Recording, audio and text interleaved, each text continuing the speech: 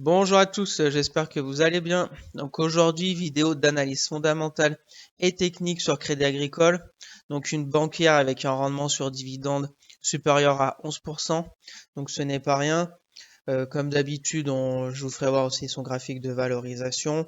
Pour me suivre sur Twitter, le lien est dans la description. Je mets pas mal de graphiques pour du court terme ou même moyen terme, long terme sur des actions que je trouve intéressantes. Donc n'hésitez pas. Et pour aussi suivre mon PE à long terme sur Morning, le lien est dans la description. Et bien sûr, je vous invite aussi à cliquer sur le petit pouce en dessous de la vidéo. Ça me ferait bien plaisir. Allez, c'est parti. On passe au sommaire. Donc on commencera avec la présentation de l'entreprise, ensuite on fera une analyse fondamentale, après une analyse technique de Crédit Agricole, et on finira par une petite conclusion où je vous donnerai mon avis personnel, des points positifs et négatifs sur Crédit Agricole. Bien sûr, je ne suis pas un conseiller financier. Mon avis dans cette vidéo ne représente pas un conseil d'investissement. Elle est juste réalisée à but pédagogique. Chaque investisseur devra avoir sa propre stratégie. Investir en bourse représente un risque. Vous êtes le seul responsable de vos achats et ventes d'actions. Alors, le Crédit Agricole figure parmi les premiers groupes bancaires européens et est le premier financeur de l'économie française. Au niveau de la répartition de son produit net bancaire, donc il y a les banques de détail avec un peu plus de 30%, la gestion d'actifs, assurances et banques privées avec presque 29%, les banques de financement, d'investissement et de marché avec presque 28%, et les prestations de services financiers spécialisées avec presque 12%. Au niveau de la répartition géographique de leurs produits nets bancaires, donc il y a la France avec presque 50%, l'Italie avec un peu plus de 16% et le reste de l'Europe avec presque 20%. Après, il y a des petits pourcentages au niveau de l'Amérique du Nord, Japon, Asie et Océanie et puis le reste du monde. Ce qu'on peut retenir de cette présentation, c'est que c'est quand même le premier financeur de l'économie française, que au niveau de la répartition géographique, très bien implanté en France avec presque 53%. Quand on connaît toutes les autres grandes banques comme BNP Paribas, Société Générale, etc. Donc c'est pas mal. Et il y a aussi le reste de l'Europe avec presque 20% et puis l'Italie. Donc si on calcule tout ça, ça nous fait presque plus de 90% en Europe. Donc il y a encore des marchés hors Europe à les conquérir pour le Crédit Agricole. Donc voilà au niveau de la présentation rapide de Crédit Agricole, que je pense que voilà tout le monde connaît, donc il n'y a pas besoin de s'éterniser dessus. Donc passons à l'analyse fondamentale pour Crédit Agricole. Donc secteur banque, prix de référence à peu près 8,78 € en ce moment. Donc à gauche l'évolution de leur compte de résultats. Ce qu'on peut voir, c'est que voilà, leur chiffre d'affaires est pas mal, en constante augmentation chaque année, donc intéressant. Au niveau de leur marge d'exploitation aussi intéressant, on est aux alentours des 40%.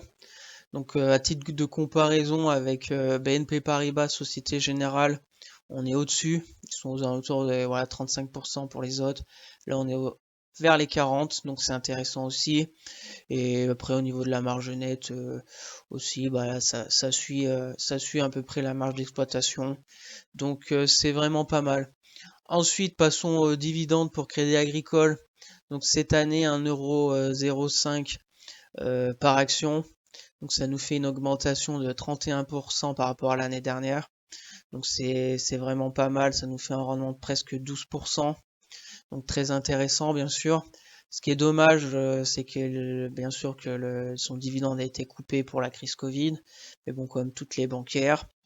Là, je vous ai mis qu'à partir de 2016, mais avant 2016, c'était pas trop ça au niveau du dividende. C'était un dividende qui augmentait, qui baissait.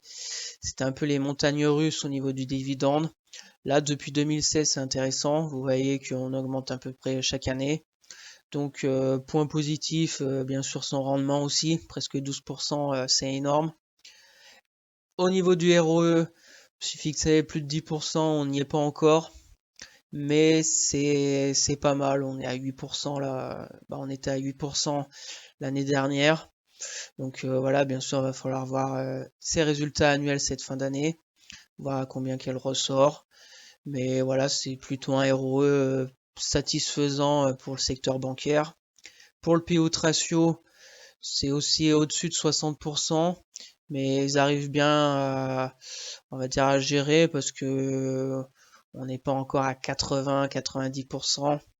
Donc c'est un peu élevé, mais bon, pour une bancaire, c'est pas très très grave, on va dire. Et pour le PER, ben bien sûr, voilà, c'est avec sa chute au niveau du cours de bourse, on est moins de 6 fois là, je pense en 2022. Donc c'est une action peu chère par rapport à son PER. Donc pour résumer ces fondamentaux, bah ces fondamentaux corrects au niveau de son secteur d'activité, la banque. RE moins de 10%, mais bon, comme un peu ses cousines BNP Paribas et Société Générale, Piout ratio plutôt maîtrisé, parce qu'on est à 1 euro par action et on est à 62% de Piout ratio, donc c'est pas trop mal. Faudra voir cette fin d'année avec le résultat annuel. Et puis bien sûr, son gros point positif, c'est son rendement à presque 12%, donc ce n'est pas rien. Voilà au niveau des fondamentaux pour Crédit Agricole. Donc passons à l'analyse technique pour Crédit Agricole sur TradingView comme d'habitude, qui est plutôt intéressante graphiquement. Je vais vous expliquer pourquoi. On va déjà se mettre en weekly parce que j'ai plusieurs supports obliques plutôt intéressants long terme. Donc de 2012, voilà 2012, on a rebondi avec la crise Covid mars 2020, novembre 2020, et pour moi le point d'entrée pour les personnes intéressées pour Crédit Agricole sur du long terme, ça serait sur cette zone. Parce que déjà on aurait ce support de cette année là, les deux plus bas de cette année en juillet et en octobre.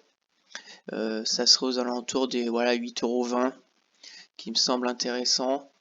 On va se mettre en daily pour voir ça de plus près.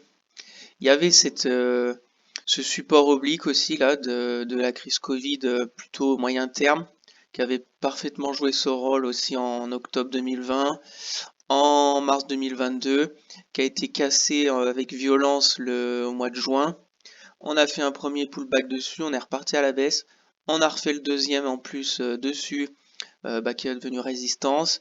Et puis après, on est reparti parti à la baisse depuis août 2022. Voilà.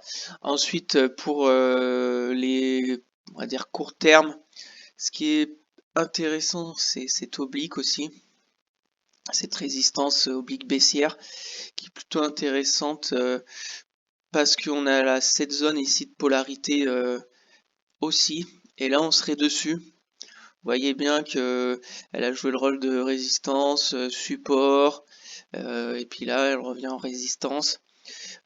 Donc il y a plusieurs solutions pour les personnes intéressées court terme. Il y a, on va se mettre en 4 heures pour voir un peu ça de plus près.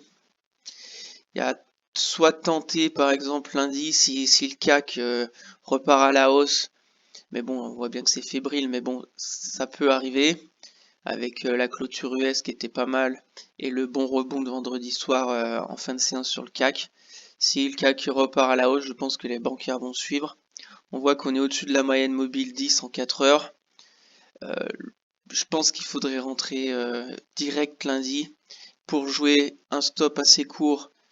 Voilà, à peu près un peu moins de 2% de stop et viser cette oblique, cette résistance oblique baissière pour voilà, tenter à peu près 3 à 4%. Ça nous ferait un ratio risque-récompense de 2,41. C'est serré. Bien sûr, les personnes qui ont pris sur ce support annuel, bah là déjà je pense qu'ils commencent à prendre leurs gains. On voit des bougies, un peu d'hésitation, mais c'est intéressant parce que voilà, c'est une petite congestion court terme intéressante.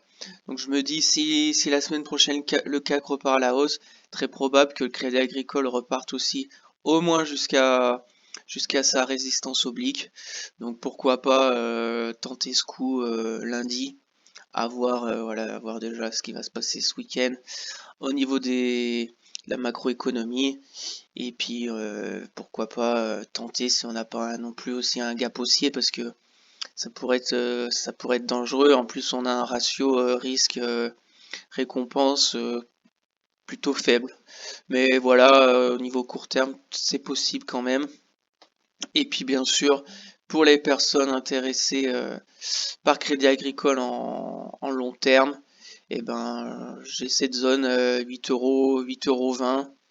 On reviendrait, je vais même la mettre, je vais la laisser pour plus tard. On va voir si elle y arrive. Bon, je peux pas le prendre aussi. Ça nous ferait ici, si on continue, voilà, sur cette oblique, on n'arrive pas à la franchir durant la fin de l'année ou même début d'année prochaine, et ben 8,20 €, 8,15 € pourrait être intéressant pour rentrer du Crédit Agricole pour du long terme. Ça nous ferait une baisse depuis plus haut de l'année à peu près 43%. Donc pas mal. Voilà au niveau de l'analyse technique pour Crédit Agricole. Alors au niveau de son graphique de valorisation pour Crédit Agricole, ce qu'on peut voir, c'est que un coup on passe en dessous, un coup on passe au-dessus, sa juste valeur théorique, mais on s'en éloigne pas trop.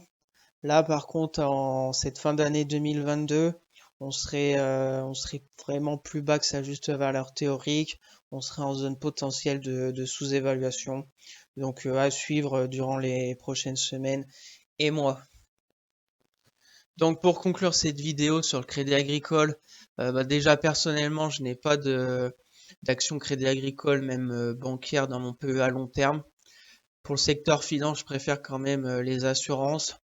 Après, bien sûr, Crédit Agricole me semble avoir le plus de potentiel pour l'avenir, contrairement à BNP Paribas, Société Générale. Même si, voilà, quand il y en a une qui baisse, ben les autres baissent. Tout le secteur est concerné quand il y a des crises. Mais voilà, avec une marge d'exploitation aux alentours des 40%, c'est intéressant. Le P/E ratio aussi plutôt maîtrisé, c'est aussi intéressant. Et puis bien sûr, voilà, son rendement sur dividendes aux alentours des 11%, c'est vraiment beaucoup. Après, graphiquement, comme on a vu, point d'attrait, je pense, pour le long terme, vers les 8,20 €, avec ce support oblique long terme qui me semble intéressant. Et voilà, on verra bien cette fin d'année comment ça va se terminer. Et puis début d'année prochaine.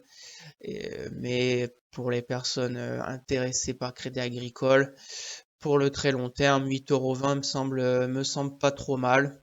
Et puis bien sûr, elle peut encore baisser bien plus bas. Mais déjà, on a vu, ça nous ferait une baisse de son plus haut début d'année à presque 40, plus de 40% de baisse. Donc c'est déjà pas mal. Donc voilà au niveau de Crédit Agricole. Donc merci à tous d'avoir suivi cette vidéo. J'espère qu'elle vous a été utile.